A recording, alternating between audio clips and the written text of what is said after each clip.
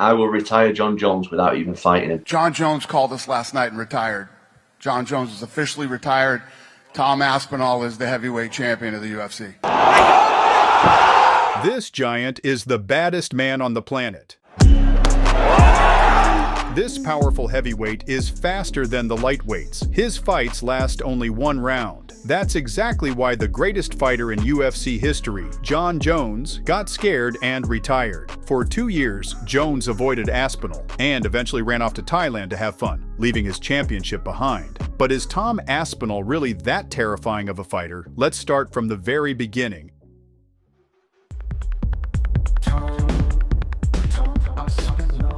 Tom Aspinall was born on April 11, 1993, in Lee, Greater Manchester.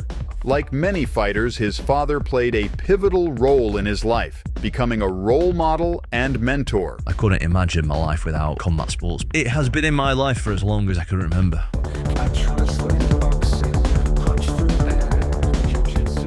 My dad, he used to work in IT, but he retired from that years ago and then started teaching jiu-jitsu full-time. My dad is a former fighter himself. He's always been into martial arts and he's always been around. Even on my mum's side, they had fighters, boxers, and even if they weren't fighting professionally, they were all like scrappers and stuff anyway, so it's always been in my life. Tom's father, Eddie Aspinall, was one of the first black belts in Brazilian Jiu-Jitsu in the UK and introduced his son to the world of martial arts. Tom started to grapple when he was maybe 6 or 7. When he was about 10 or 11, he started to really enjoy it. And because I was teaching jiu-jitsu, he was a mat rat, he was with me every day.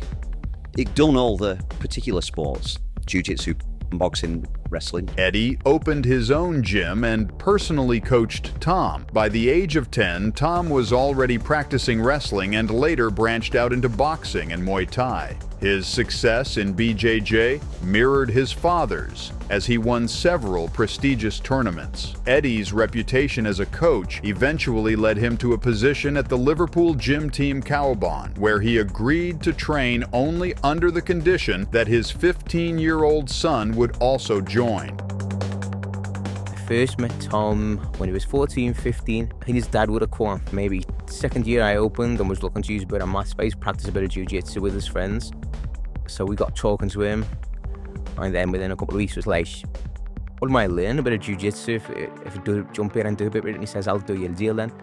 I'll teach you a little bit of jiu-jitsu if you coach my son.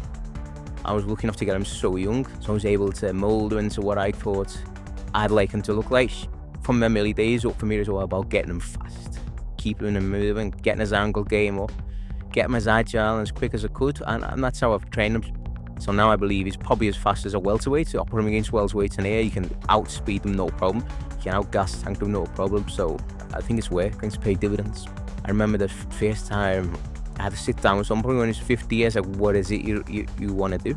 And he just said straight away, I want to be in the UFC. So I guarantee I'll put you in the UFC if you just keep doing what I'm telling you to do. It was at Team Cowbon that Tom first became interested in MMA. Together with his father, they decided to take things slow, building experience through as many amateur bouts as possible. From his very first fights, Tom showcased the skills that would later captivate fans.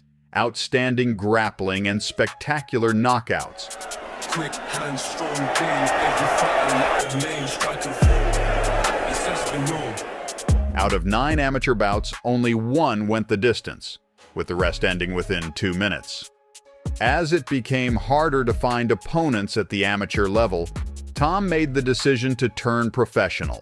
The way that me, my dad and Colin looked at it when I was fighting amateur was, we'll just take as many hard fights as we can at amateur to get the most experience we can. So I think out of 9 fights, I think 7 or 8 of the people I fought were unbeaten. In my 3rd amateur fight, I also won 8-0 with 8 knockouts. I really enjoyed the amateur days, actually. I would have won 50 fights if I could. Problem was, with my amateur fights, is I basically ran out of best fighter. His star began to rise in December 2014 at an event, MMA Against the UK. There, he debuted against Polish fighter Michał Piszczek, who held a record of 1-1. His opponent immediately went for a takedown, But Tom easily took control, secured a dominant position, and forced a submission with elbow strikes. 2 months later, Tom signed with the British organization BAMMA. His first opponent there was a young fighter, Ricky King, who looked more like a laborer than a professional athlete. Tom quickly took control of the fight, but King managed to clinch and throw Aspinall to the ground. Despite the difficult position, Tom turned the tables, catching his opponent in a submission. For this victory, he was awarded a brown belt in BJJ by his father. Tom Aspinall! With each fight, Tom gained momentum. He once knocked out an opponent in just 9 seconds and later faced a more experienced fighter, Stuart Austin. That bout was grueling. No cool, just Aspinall. In the first round, Tom had to defend himself on the ground.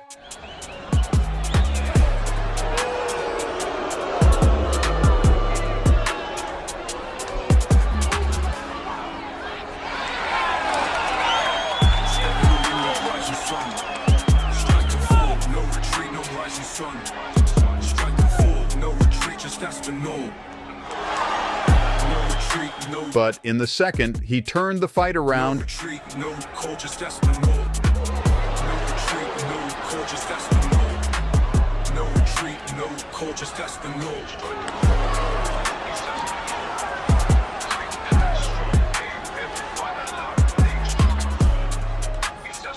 But due to inexperience and the desire to finish off his opponent, Tom was caught in a submission.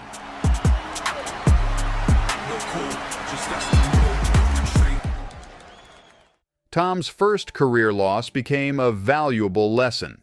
He took a break to reassess his approach and returned to face debutant Adrian Ruszczak. Despite his opponent's significant size advantage, Tom dominated, winning by technical knockout after pinning Ruszczak in the corner. Looking for a greater challenge, Tom chose to fight a veteran, but the bout ended in disappointment when he was disqualified for illegal 12-6 elbow strikes. Determined to bounce back, he took on Kamil Basilak, nicknamed Wanderlei. The Polish fighter, despite his underwhelming record of 3-7, tried to fight aggressively.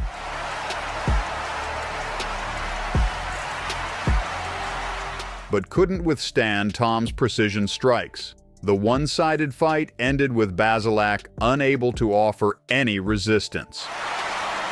Following this victory, Tom's career hit a long pause. He didn't fight for 2.5 years due to a lack of suitable opponents. In England, there wasn't a heavyweight like him. It was about 2015 where opponent after opponent just pulled out. So there aren't many heavyweights around, and heavyweights pull out. So when 2.5 years for Tom would get an opponent, we'd be sitting in venues for an opponent not to turn up. So a lot of people would have thought, okay, fair enough, he had a good go, he needs to go and earn money, support his family. But he trusted and he believed because we knew where we wanted to go and how we were going to get there. The situation worsened when his family grew with the birth of a child. It was very rough for me with MMA, to be honest. I had a child, and then we found out that we were having twins. I wasn't getting no regular fights, and people were like, what are you going to do? Like, how are you going to provide for your family? I was training all the time. I was struggling to get opponents though, and the fights just weren't coming through, and that was probably the toughest time of my whole career. Financial difficulties pushed him to the brink of retirement. He even had to borrow money from his father. However, after a heartfelt conversation with Eddie Aspinall, Tom found the strength to continue his journey. A turning point arrived when Tom received offers from both Cage Warriors and the UFC. However, understanding that he still lacked experience, he declined Dana White's invitation and focused on competing in the British League. I was aware that the UFC were looking at me anyway. So that's why I signed with Cage Warriors, because I thought they could give me better opponents if I could give me more time in there before going to the UFC. In February 2019, Aspinall returned to the cage to prove he was still in top form. The fight ended prematurely due to his opponent's actions, but Tom displayed confidence throughout. 7 months later, he faced debutant Michael Benhemond. Aspinall, almost playfully, showcased his speed and striking precision.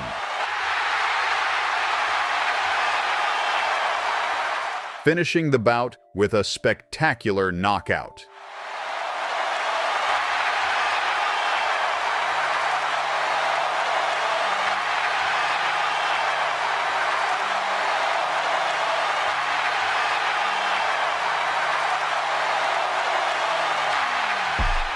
This victory once again caught the attention of UFC matchmakers. Cage Warriors were really struggling to get my opponents, and they told me that. And I thought, if Cage Warriors release me, I'm back to square one. So it's either I go to the UFC now, or I'm back to where I was like 2 years ago. So obviously I went for the UFC, and obviously it was the right move, so I'm happy with it. Initially, his UFC debut was scheduled for March 2020, but the pandemic forced a delay. The fight eventually took place on July 25, 2020, when Tom faced Jake Collier, a former middleweight who had moved to heavyweight after a long layoff. A little bit. He's put some pressure on. Now we're turning the fatal with that knee. We ran hill. Collier appeared out of shape, and Aspinall's speed stunned both his opponent and the audience. For the boxing of Aspinall films. Tom opened with a knee to the body, followed by a boxing combination Tom Aspinall just checking his range and his distance. That ended the fight in under a minute. The performance earned him a Performance of the Night bonus. Tom's second UFC fight came 3 months later against Alan Baudot, a late replacement for Sergei Spivak. Baudot, nicknamed the Black Samurai, couldn't handle Aspinall's precise strikes and attempted to retreat. Tom, however, took him down, transitioned to the ground, and secured a victory.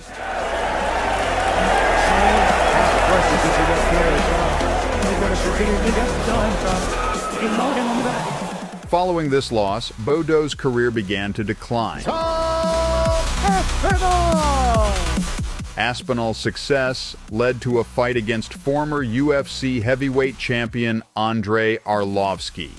Despite his age, Arlovsky was known for his resilience. The veteran started aggressively, You think we got attention straight away. but was caught with a heavy shot to the chin. And Tom nearly ended the fight in the first round. Look at the house speed. Or Arlovsky's going in. He just picked up his body. You know, it gives him a chance to get back into this fight. In the second round, the Brit took Arlovsky to the ground, quickly established a dominant position, and secured a rear naked choke. I am going to achieve a tap quickly to Arlovsky. The victory earned Tom another bonus and a spot in the UFC's heavyweight top 15. His next fight took place in September 2021. Originally, Tom was set to face Sergei Pavlovich, but visa issues forced the promotion to substitute Sergei Spivak. Spivak entered the bout on a 3-fight win streak and had a reputation as a dangerous grappler. However, Aspinall left no room for doubt. You know, Stipe Miocic, those people out there, the great deal was there. So, to your point, Michael. Earning a dominant technical knockout victory that once again impressed the fans.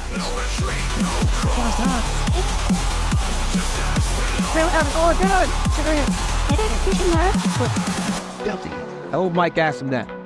The win earned him yet another Performance of the Night bonus and praise from Dana White, solidifying his position in the UFC. Aspinall! With 4 consecutive wins, Aspinall was on the brink of fighting the division's elite. Despite the anticipation surrounding his next move, Tom opted for patience. I need a lot more experience before I fight them guys. I'm not ready for them guys yet. Stating he wanted to prepare fully before facing top-ranked opponents. However, the UFC had other plans, booking him as the main event in London against 6th-ranked Alexander Volkov. Volkov, a seasoned striker, had developed significant knockout power and was considered one of the division's most dangerous fighters.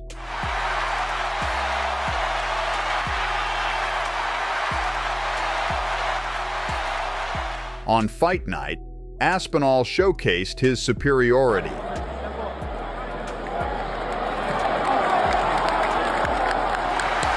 First, he unsettled Volkov with his movement,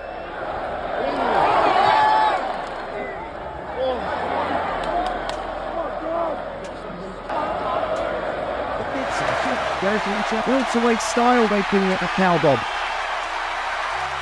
But Tom is having absolutely none of it. Oh, there's another elbow. Aspinall giving it us.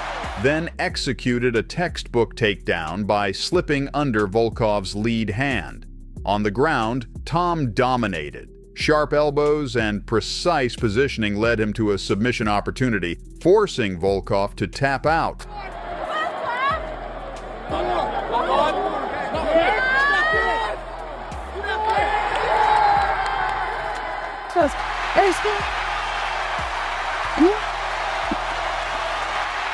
This victory not only displayed Aspinall's versatility, but also cemented his status as one of the UFC's top heavyweights.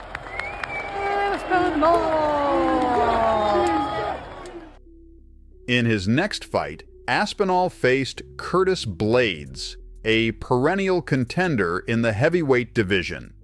Known for his elite wrestling and ability to neutralize top fighters,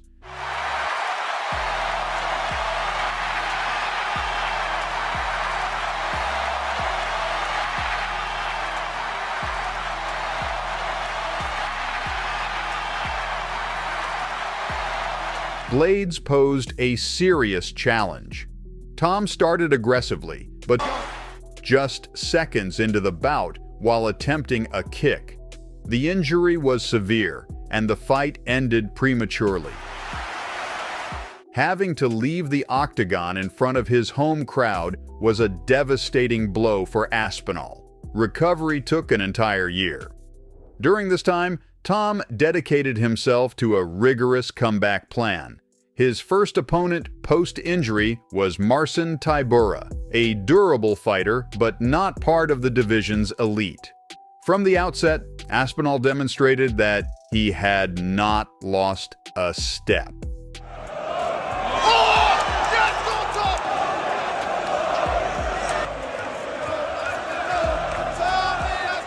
His strikes were sharper, more powerful, and technically diverse.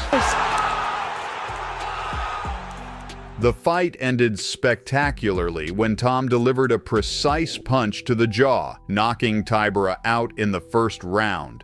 The victory over Tybura put Aspinall back in the title race. He announced his intent to compete at a UFC event in Paris, reaffirming his ambitions. I'm going to go to Paris. I'm going to be sat front row to see what's going to get Sergei Pavlovich. I'm going to beat the winner, and then I'm going to beat Jon Jones. Meanwhile, a sudden twist involving Jon Jones changed the trajectory of his career. At UFC 295, Jon Jones was set to defend his title against Stipe Miocic. Despite having other contenders in the division, none had racked up decisive wins at that point. As a result, fans welcomed Miocic's return to the title picture, given his status as the most successful heavyweight in UFC history. However, just weeks before the fight, Jones sustained an injury during training.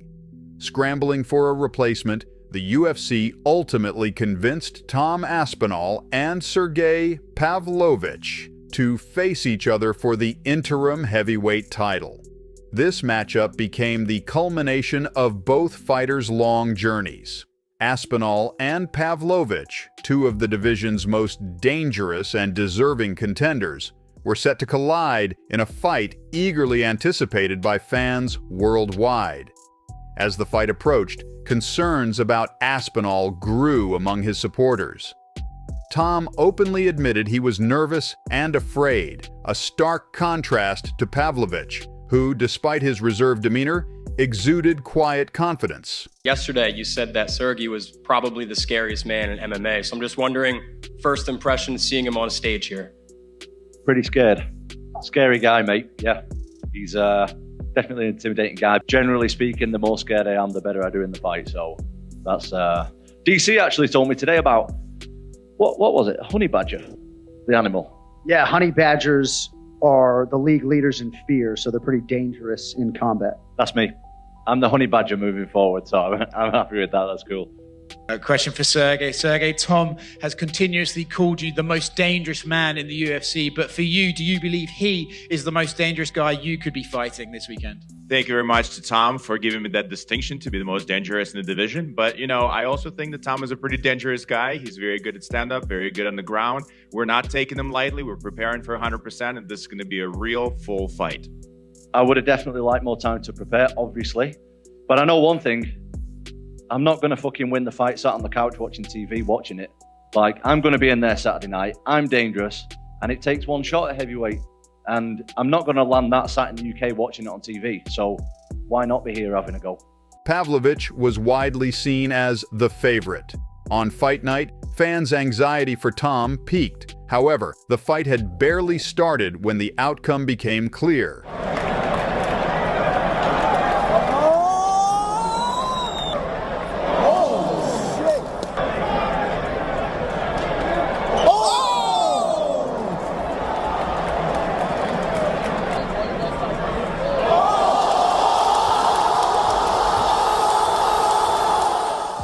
Against all odds, Tom Aspinall knocked out the most feared puncher in the division in under a minute. His victory was especially shocking, given his pre-fight admissions of fear.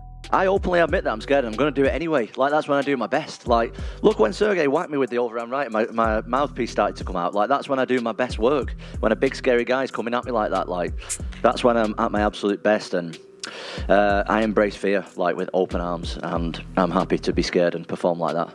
I basically didn't have any training camp at all. I wasn't really in the best shape. I got the call 3-4 days after. I pulled my back really bad. I couldn't barely even move or do anything. And yeah, it's been some, and I didn't have a visa as well. It's been some 3 weeks, let me tell you. It's been absolutely insane. After claiming the interim title, Tom explained that he always feels nervous and scared before fights.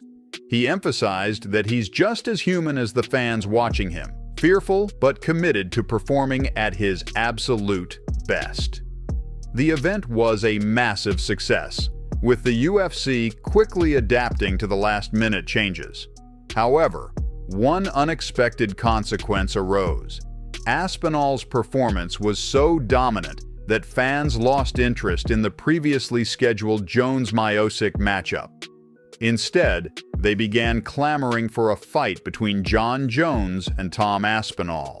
The hype only intensified after a post-event interaction where Aspinall asked Jones for a photo. Jones responded by aggressively brushing his hand off Aspinall's shoulder and refusing to pose for a face-off style picture. As time passed, the anticipation for an official announcement of Jones versus Aspinall grew. Instead, fans were dismayed when the UFC doubled down on announcing Jones versus miocic. This decision enraged the MMA community. Matters worsened when Aspinall was forced to defend his interim title against Curtis Blaydes before Jones even defended his undisputed title. For the first time in UFC history, An interim champion was scheduled to defend their belt before the reigning champion. The situation became so absurd that even casual MMA fans criticized the UFC's handling, accusing the promotion of protecting Jones from Aspinall.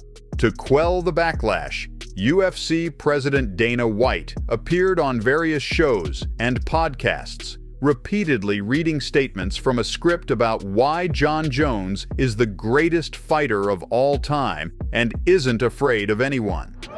Ooh, Jon Jones. That's badass. That is fucking badass. Look at that card. That's a very special card. He's got a Jon Jones card that looks like a king. Are you kidding me right now? Jon Jones is absolutely positively the pound-for-pound best fighter in the world. Probably the greatest fighter of all time in any sport. You deny this guy is the GOAT anymore, I don't think anybody would deny it. Not only is he the greatest light heavyweight ever, he looks like the greatest heavyweight ever too. So you've talked about Jon Jones, but what are the metrics involved here? He's never been beat. He destroyed everybody at light heavyweight, which at the time was the toughest weight class in the company, in the sport. And then he moved up to heavyweight, won easily at heavyweight. Over time, White's transparent defense of Jones turned into a meme, with fans mocking his apparent desperation. While Dana White worked tirelessly to salvage Jon Jones's reputation, the moment came for the interim champion to defend his title. Tom Aspinall readily agreed to a rematch with Curtis Blaydes, despite the fact that Blaydes hadn't even landed a strike on him in their first fight. For Tom, however, that bout had haunted him like a nightmare, and this was his chance to prove that the injury that ended their previous encounter was nothing but a fluke.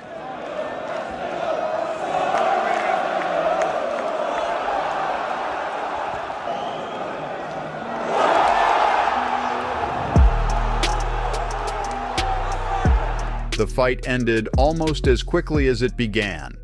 Before the audience could settle into their seats, Tom Aspinall once again obliterated his opponent in under a minute. That night, the Brit avenged his only loss in the UFC and became the first interim champion in history to successfully defend his belt before the undisputed champion. After the fight, it became abundantly clear to everyone, except Jon Jones perhaps, that Tom Aspinall was the best heavyweight in the world. In his post-fight interview, Aspinall respectfully called out Jon Jones, inviting him to settle the matter of who truly deserves the top spot. Hello, John. I have nothing against you personally, but I just think I'm better than you. I just know that I can beat you in a fight, so I'm coming for it. But would Jones agree to face him after his bout with miocic? Months passed following Tom's victory, and the prospect of a matchup between the current best heavyweight and the former best heavyweight drew ever closer. The question of whether Jones would fight Aspinall was becoming unavoidable, but Jon Jones chose to give increasingly bizarre and nonsensical answers. John, with that narrative, you've obviously been having a little bit of fun with it in the lead up to this fight. You're saying quack quack on Twitter, addressing the duck things. What are those fans getting wrong? Why are you not ducking Tom Aspinall? What are they reading wrong about this situation? Okay, so I feel like the narratives have been created that just truly aren't there. You can't duck a man that you were never scheduled to fight. It's like saying you got turned down by a girl who you never even hit on. You know what I'm saying? It's like me and Dana and Hunter have never sat down and talked about Tom Aspinall. He's never been on my radar. Never. I mean, just a moment ago, it was him and Sergei that was fighting. And Sergei could be in this position right now, and I would still be in the same place I've beat people my whole career, and once I beat them, like the show just goes on. Like the French fans were just all over my case, and I just beat their guy. And I find myself constantly in the same position of, oh wow, he just beat another guy. Like what's next? You know what I mean? Like when I beat Glover Teixeira, he was on a 20-fight winning streak, and you beat Glover, and then everything just moves on. So for me personally now, it's just like I get that Tom is an exciting fighter. I get that finally after 16 years, we found somebody who's 7 years younger than me and 30 pounds bigger than me. Like we finally found someone who may give me a great challenge, and everyone wants to see it so bad. But for me, it's like, what is it? What's in it for me? He changes nothing if I beat him. Beating Tom is just like beating Cyril Gane. Has a whole country behind him. He's hot right now. What happens to me after I beat him? Nothing changes for me. So I'm not ducking Tom Aspinall. If I failed to fight Stipe, I would be ducking Stipe because we contractually have been signed up to fight over a year ago. This is Stipe's position. The Tom narrative came out of nowhere. He won a belt, and now suddenly I'm ducking him. I've never had negotiations to even fight him, if this makes sense. So the fans are just ignoring it. They're ignoring all logic, and they just have finally found someone that they think can compete with me, and everyone wants to see it now. I guess the clarifying question then is, if Dana and Hunter do come to you after this fight, they make the figures make sense to you, would you then be open to fighting Tom Aspinall, or are you categorically thinking, he does nothing for me, I will not fight that guy? He does nothing for me. He does nothing for me. If you're a person that wants to see me really challenged, then I get it, right? Like I said, 7 years younger, like 35 pounds bigger than me, right? I get it. It's like, wow, this John's so good. We finally found someone way younger and way bigger than him. Let's see how he does against that. I get that narrative. But for me, if you were my manager, if you were on my team, why not fight against Pereira, a guy who's the same age as you, and we walk around the same exact size? Right now, I had to eat a big breakfast because I'm getting underneath 235. Pereira walks around at like 240, and he has magnificent accolades. Business-wise, it makes more sense. Fight the, I'm gonna call him this, fight the nobody that may be more dangerous, or fight the guy with all the accolades who's incredibly dangerous, but it actually will affect your legacy. Me beating Cyril Gain didn't change anything for me, just gave me a few more millions. And it would be the same for Tom Aspinall, where when you look back and it's like, John just beat Alex Pereira. It's bigger, it's just much bigger. And anybody who can't understand that logic simply doesn't want to. I agree that the Alex Pereira fight would be massive. Obviously, the accolades, I think, is a really strong argument you make. That said, I think that one of the critiques people have is not that you picking Alex over Tom, it's the he doesn't deserve to fight me statement. When you compare his career at this point to when you got a title shot, he has more wins, more stoppages, more wins against ranked opponents, more main events. He's got the interim title. So what is your response to people saying, like, not that you take it out Pereira, I mean, gosh, the guy's amazing, right? But Tom doesn't deserve me comment. Well, maybe I didn't phrase it right. Maybe I didn't phrase it right. You know, the truth is he does deserve many great things in his life, and I wish him to have a magnificent UFC career. I really do. I have nothing personal against Tom. But if I'm being completely honest, I feel like Tom's been such an asshole that I don't want to do business with him. You know, it's just like his fans have been so annoying. And obviously you don't get this far in a career being affected by fans or whatnot, but he's just an asshole, you know, with his, you know, he's 30, so he's from this influencer generation where you hop online and the t-shirt sales and all that. I'm past that type of stuff. I'm like, bro, if you had a little bit more respect, then maybe we could have worked something out, you know, but. Even Jones's most loyal fans found themselves unable to defend him. The situation escalated to the point where Dana White publicly stated that Jones would have to fight Aspinall next. Yeah, you know, John is one of those, you know, challenging guys to deal with, and I think that, you know, he's talking about retiring, but will he, if the Aspinall thing is really flying out there? I personally think John challenges himself and takes the fight, and yeah, I think he does it. Only for Jones to offer yet another pitiful excuse. Never in the history of professional sports had there been such an obvious and blatant avoidance of a fight. Not at the elite level, nor at any level. It wasn't just Jones avoiding Aspinall. It seemed the UFC itself was complicit. Tom was deliberately sent to unrelated events to ensure he didn't cross paths with Jones. Meanwhile, Jones, increasingly paranoid, refused interviews with anyone who spoke with an English accent. All right. Good, man. Good. Have a seat, sir. Hey, I'm not gonna do this interview. You don't want to do it? No, because it's gonna be an Aspinall fest. I'm not gonna. Come on, step. Hey, bro, nothing personal. I see how close you guys are, and common sense tells me what type of questions I was going to get asked, so I'm just like... Every time to speak to you want to speak to. Thank you. At one point, the absurdity reached new heights when Tom's microphone was cut off mid-sentence as he tried to mention a potential fight with Jones. Is he just trolling everybody? I don't know. I don't know. I don't know John. I don't know him at all, but I think that, can he be that dumb to just flat out say no in front of everybody? I don't know. I think maybe it might be a little technique to try and, I don't know, push the fight down the line or something. I've no idea. Yeah, I tend to agree with you, but You have a great show on YouTube where you break down these fights. So we keep focusing on the future and what's next for you and yada, yada, yada. I'm interested to know what your vision is for Saturday. Like, how do you think this fight is actually going to play out? Oh, did he lose me? Hey, Tom, can you hear me? Tom, can you hear me? Zach. Tommy, can you hear Sorry, me? I can't hear nothing.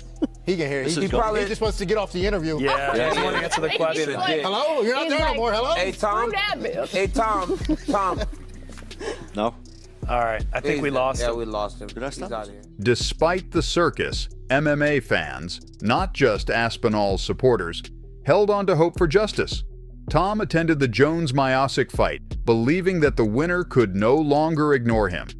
But Mr. Jones proved to be craftier than anticipated. Predictably, he defeated the aging miocic, who moved like he was fighting underwater. The stark contrast fueled the demand for a fight between Jones and to protect Jones.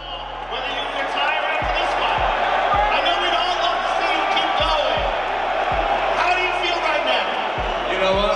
While I got the moment, while everybody's cheering and so happy, I want to acknowledge Jesus Christ.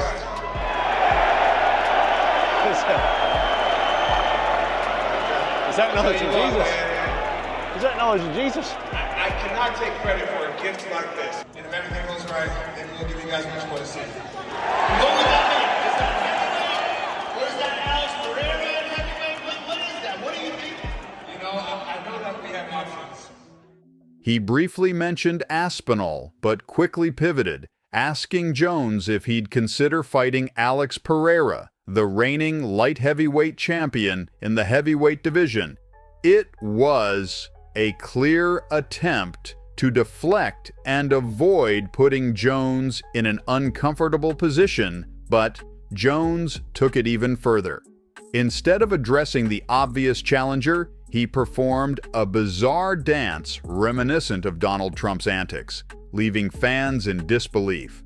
The post-fight press conference offered more of the same. Jones delivered increasingly feeble excuses for why he wouldn't fight Tom Aspinall. I'm not really worried about the Tom fight. I'm really worried about the Pereira fight. That's what I want to do. That's what I want to do, and I think if the UFC wants to have me back, then I think that's the fight they'll make. I've been really clear about my intentions. That's what I want, and I mean, I just feel like anybody would understand at this point. Like, you know, I'll retire the heavyweight belt if I have to.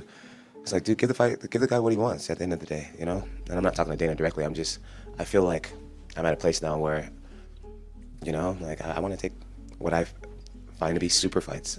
I don't want to fight dangerous up-and-comers anymore. I want to fight dangerous, established champions. So Tom can have the heavyweight championship. I don't really care about it. That my body doesn't lie in belts anymore. I've created something much bigger. I want prayer. You know, people can call me a duck and a chicken. I'm gonna go home and cash a massive check. And so the duck and chicken thing is kind of funny. Yeah, that's kind of what I want. And if it doesn't line up, then professing my love for Jesus in front of everybody tonight, and telling the world how proud I am to be an American champion, and fighting in front of my president, man. If that was my last fight ever, then I'm cool with that. That was the way to do it. Obviously, in media days, there's a lot of sound bites is what everyone likes hearing. The big sound bite this week was you saying you wouldn't want to do business with Tom Aspinall. You said he's an asshole. A lot of people in the media kind of laughed about that, and even the U.S. broadcast was saying, like, what is he talking about? Tom Aspinall's the nicest guy on the planet. He never disrespects John. He says nice things about John. There's a lot of people. So what specifically has he said or done to make him an asshole? There's just a lot of people on his nuts right now, and but what has he done though? Coming up with Jon Jones T-shirts, buying a little duck, and just a little shit that he does. So the duck and chicken thing is kind of funny. He's annoying to me. And that's my own personal. He annoys me. I get to you guys, you find it entertaining, but I find him annoying, and I just don't like him.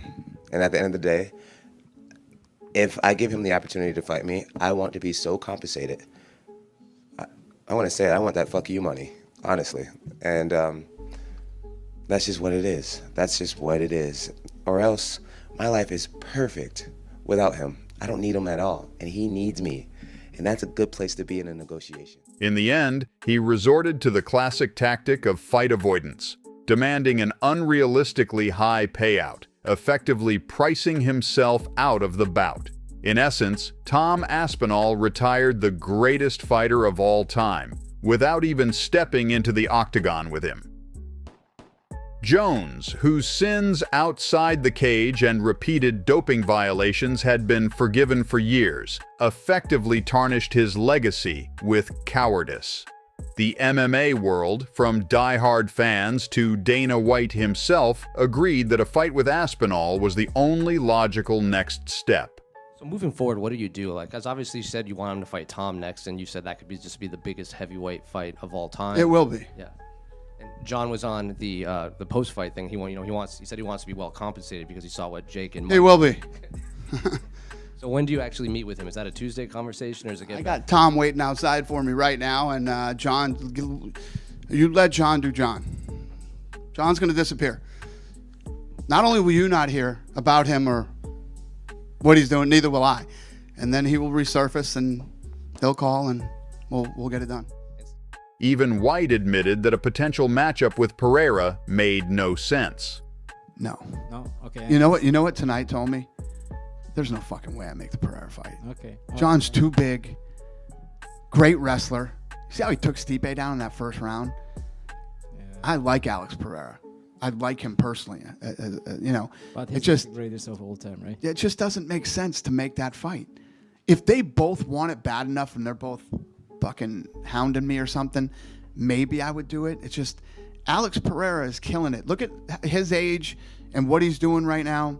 What's the reason to go up and fight a guy that's so much bigger than you and such a good wrestler? After all that was said, it seemed like the UFC would finally be able to convince John. The management even agreed to his insane $40 million purse. However, instead of signing the contract, Jones went to Thailand to party with Dagestanis in the pool and just enjoy himself. And when people ask him when the fight with Tom will happen, John doesn't even hint anymore. It's like he's already retired. The UFC had tolerated John's antics for a long time, but suddenly, after another UFC event, Dana White announced that Jon Jones had retired and that Tom Aspinall was now the undisputed champion. You said the timeline for Jones, 2 weeks to decide what to do with the title, whether it takes the fight or you're going to strip him. What do you think is more important, to keep the belt there so he can uphold his legacy, or we move the heavyweight division, take the title away from him? Jon Jones called us last night and retired. Jon Jones is officially retired. Tom Aspinall is the heavyweight champion of the UFC. After years of avoiding a fight with Aspinall, John received the most anticlimactic retirement send-off in UFC history. Aspinall soon returned to the octagon against the Frenchman Cyril Gane. Who do you think will win that fight? Have you ever been fingered by an MMA fighter before? He's annoying to me. He's annoying to me.